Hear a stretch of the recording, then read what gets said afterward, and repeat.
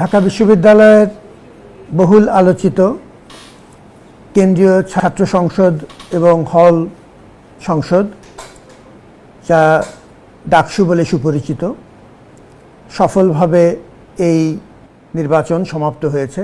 আমি মূলত আজকে আপনাদের সামনে উপস্থিত হলাম একটু ধন্যবাদ এবং কৃতজ্ঞতা প্রকাশ করবার জন্য।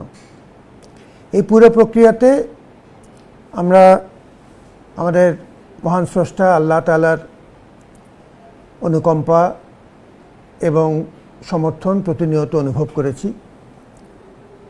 আমাদের স্বতঃস্ফূর্ত উপস্থিতি ছিল শিক্ষার্থীদের, সারা দিনব্যাপী এবং ফলাফল প্রকাশে সারা রাতব্যাপী উৎসবমুখর পরিবেশে তারা আমাদের সাথে ছিলেন। আমি বারবারও বলেছি একই কথা, যে এটি মূলত শিক্ষার্থীদের একটি দীর্ঘদিনের প্রাণের দাবি। এই অনুষ্ঠানটি আয়োজন করেছে প্রশাসন বিভিন্ন অংশীজনদের সহযোগিতা নিয়ে, কিন্তু এটি মূলত শিক্ষার্থীদের দাবির প্রতি সম্মান জানানো এবং আমাদের ছাত্র জনতার অভ্যুত্থানের প্রতি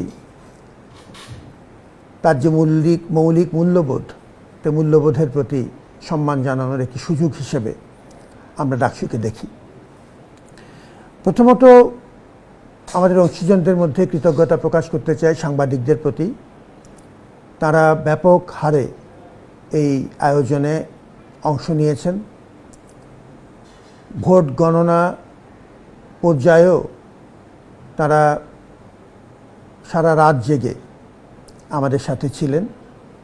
কর্তব্যরত অবস্থায় একজন সাংবাদিক সহকর্মী জনাব তরিকুল শিবলি, যিনি চ্যানেল এস-এর একজন সাংবাদিক ছিলেন, কর্তব্যরত অবস্থায় ডাকসু কভার করতে যেয়ে তিনি মৃত্যুবরণ করেছেন। আমরা অত্যন্ত কৃতজ্ঞ চিত্তে তার অবদানের কথা স্মরণ করছি, তার রুহের মাগফিরাত কামনা করছি এবং যেহেতু তিনি কর্তব্যরত অবস্থায় মারা গেছেন, তাকে যেন আল্লাহ শহীদি মর্যাদা প্রদান করেন সেজন্য দোয়া করছি। শিক্ষার্থীদের কথা আমি আগেই বলেছি, মূলত তাদের ব্যাপক সমর্থন এবং সাহায্য ছাড়া আমাদের এই পর্যায়ে আসা সম্ভব হতো না এবং আশা করি তারা তাদের এই সুযোগটুক ডাকসুর মাধ্যমে তাদের মতামত এবং বিশ্ববিদ্যালয়ের উন্নতিকল্পে কাজ করার যে সুযোগ, সেটি তারা পুরোপুরি কাজে লাগাবেন। নির্বাচন কমিশন সহ আমার নির্বাচন সংশ্লিষ্ট সহকর্মীদের প্রতি আমার গভীর কৃতজ্ঞতা। নির্বাচন কমিশন প্রকৃত অর্থেই দিন এবং রাত কাজ করেছেন। কমিশনের একজন সদস্য তার মৃত্যু পথযাত্রী সন্তান আইসিইউতে থাকাকালীন সময়েও কর্তব্যের তাগিদে তিনি আমাদের সাথে ছিলেন। আমি উদাহরণটি দিলাম এটি বলবার জন্য যে এই আয়োজনে বহু মানুষের কঠিন পরিশ্রম আছে। গত 11 মাস ব্যাপী এই আয়োজনে আমার সহকর্মীরা অত্যন্ত আন্তরিকতার সাথে কাজ করেছেন। প্রতিটি পদক্ষেপ এবং প্রতিটি পরিকল্পনা পুঙ্খানুপুঙ্খভাবে তারা দেখেছেন, বাস্তবায়ন করেছেন। তাদের ভূমিকা যে কোনো বিবেচনায় অনবদ্য। আমরা ধন্যবাদ জানাতে চাই আমার এই আয়োজনে সাড়া দিয়ে অপরাপর যেসব সহকর্মী বিভিন্ন পর্যায়ে, অভিভাবকবৃন্দ, আমাদের বিভিন্ন শিক্ষক ফোরাম এবং শিক্ষার্থীদের যে দলগত ফোরামগুলো আছে, চট্টগ্রাম বিশ্ববিদ্যালয় থেকে আগত অবজারভারবৃন্দ, তাদের প্রত্যেকের গুরুত্বপূর্ণ ভূমিকা ছিল এই নির্বাচন মনিটরিংয়ে। সাংবাদিকদের কথা আমি আগেই বলেছি এবং এই নির্বাচনের গ্রহণযোগ্যতা সবচাইতে ভালো বলতে পারবেন তারা, কারণ এই পুরো নির্বাচন, আমি আগেও যেভাবে বলেছি, এটি স্বচ্ছ এবং সংবাদপত্রের পূর্ণ কাভারেজের মধ্যেই সম্পন্ন হয়েছে এবং এটিই ছিল আমাদের প্রধান শক্তি। আমরা বিজয়ী প্রার্থী এবং যারা বিজিত প্রার্থী সবার প্রতি শুভকামনা জানাই। আমি প্রথমে এই কথাটি বলেছি, এখন এই কথাটি বলছি।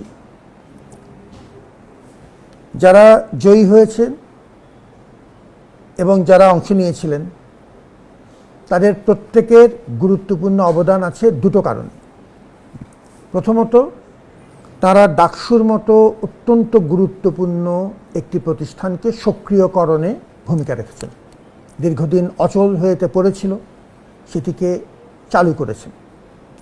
দ্বিতীয়ত, তারা পরমত সহিষ্ণুতা সহ এই দীর্ঘ সময় নির্বাচনের প্রস্তুতি পর্ব থেকে নির্বাচনের অনুষ্ঠানের দিন পর্যন্ত কোনো রকম বড় মাপের সংঘাত ছাড়া তারা একসাথে ছিলেন। একটা চমৎকার উদাহরণ তৈরি করেছেন যে বিভিন্ন দল মত, অনেক রকম মতপার্থক্য সত্ত্বেও আমরা শুধুমাত্র একটি বিবেচনায় একসাথে হতে পারি, সেটি হচ্ছে দেশের প্রতি, ঢাকা বিশ্ববিদ্যালয়ের প্রতি আমাদের মমতা।